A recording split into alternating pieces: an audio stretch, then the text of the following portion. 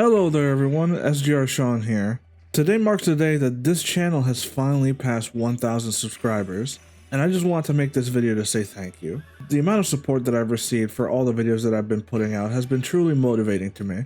I really do love the kind of videos that I've been able to put out lately, so I wanted to take this opportunity to thank everyone that's supported me so far. Every person, whether you're just watching the videos or doing something more like subscribing and giving likes and putting comments, I want to say thank you so much from the bottom of my heart. It truly means so much to me that a lot of you guys have been truly engaging with the videos that I've been putting out. I want to make this video as a sort of celebration for the milestone that we've reached, because this is only the beginning. This is the first of many celebratory videos for the milestones that I potentially see us reaching in the future. So I wanted to set the precedent today by saying that you guys can ask me any questions you want. I made a community post a few days ago trying to get an Ask Me Anything going, and only a few of you managed to see that one. So we're going to start with that, and we'll make this a habit. Every time we reach a certain milestone, I want to make another video of this, just so you guys get to know a little bit more about me. So without further ado, let's go right into the first two questions that we got. And I want to say again, thank you so much for 1,000 subscribers.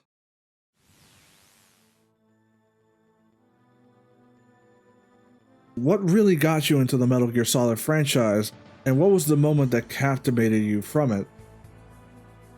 As you guys know, making Metal Gear videos has basically been the main thing that I've been doing on this channel for the last few months. I have other games I want to cover, of course, but none of you know how I got started with Metal Gear, so I feel like this is a very good question to start off on. And funny enough, I did not play the original Metal Gear games when they came out. I actually started with Metal Gear Solid 3 because by the time Metal Gear Solid 3 had come out, and I mean Snake Eater, not Subsistence, by the time that come out, I was like 12, like 11 or 12 at the time, and I remember seeing that game. I was at a cousin's house, and I saw that game, and I just really liked how cinematic it was. I'm pretty sure he was just in the early parts of the Virtuous mission, and I just remember seeing all the cutscenes and the sneaking action, the camouflage system, and all that stuff. And I just begged him to let me borrow the game, and he eventually gave in and let me have it. And I practically played that game about 50 or 60 times, like over and over again on my PS2, like back then. I don't know how many times I played it, but I remember like MGS3 like from the back of my hand. And I could say easily that the moment that captivated me for the series and made me a diehard from then on was the Sorrow fight within MGS3. Now, for those of you that don't know the Sorrow fight, I would really appreciate if you just skipped ahead, because there's something about the Sorrow fight that is so good that if you've never played it, it ruins the magic of it. And I'd really prefer not spoiling that for you, because if there's any Metal Gear game that I would say anyone needs to play without knowing anything going in, it would probably be MGS3 because of that one fight. But the warning has been said, so let's move on. I probably was stuck on the Sorrow fight as a kid, like for like a week.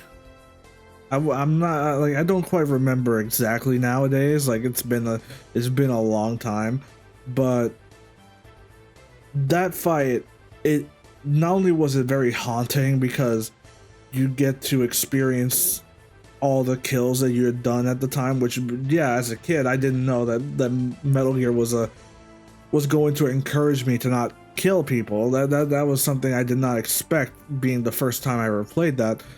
But seeing every single person that you killed up to that point, which as a kid was probably every single guard I came across during the time, and you having to walk through that river of all those people, and you see exactly how you killed them and all that stuff. Like, I love everything about this game. And it only got better the more secrets and stuff I ended up figuring out as I played through the 60 dozen times going forward. Finding out about Snake's nightmares, the codec conversations with everyone, like, it just got better and better the more I played the game, and it just made me want to continue down the series even further.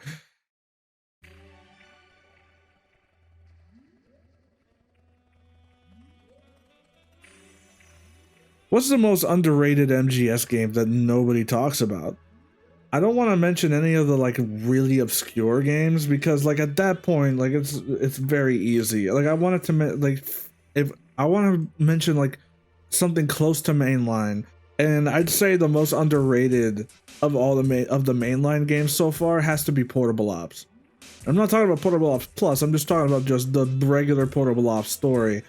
And I say that it's underrated because it was hyped up to be a connection to MGS4. Like it was supposed to bridge the gap and tell the story of MGS4 back when it was being made.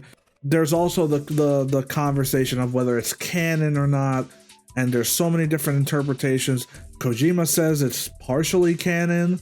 It used to be fully canon when it was being made, but then Peace Walker came out and that threw a bunch of stuff in the water, because they don't even mention the events of the game in that. It's very murky. I know a lot of people are diehard saying that it's canon. There's nothing that doesn't say it's not canon. I'm on the boat that it's canon.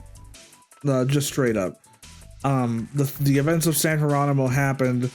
To what extent that they happened, we don't know for sure. But I'm on the belief that that Portable Ops is canon to the franchise. The reason I say I think it deserves the underrated spot is because games that don't have Kojima as like the forefront of the series has always gotten shit. Like at least Acid and like Rising and all that stuff have the benefit of the doubt of being complete spin-offs, where it's like it's a completely different genre and you don't need to worry too much about it. Yeah, it's different from Metal Gear, and that's fine.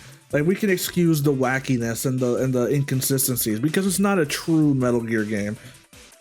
But Portable Ops is by all intents and purposes an actual classic Metal Gear title. Like it plays exactly like an adaptation of MGS3. There's so many moments in Portable Ops that stick out to me because the voice acting is that good.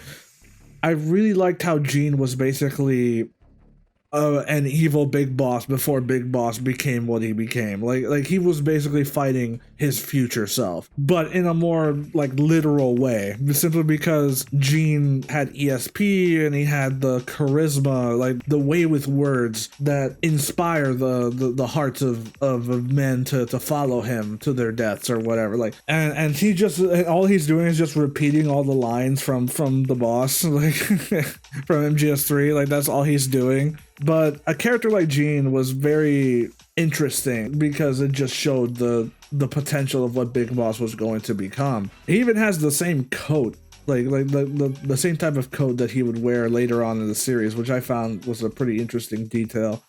Like Portable Ops is not a mind-blowing story. It's not like it's going to do the Kojima style twists and turns that he's known to do. What it has is simplicity.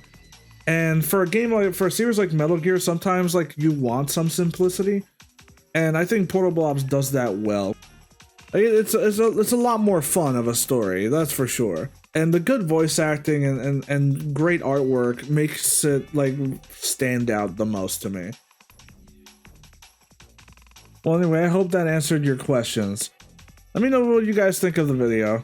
And if you ever have any other questions on things you want to know, feel free to leave them down in the comments.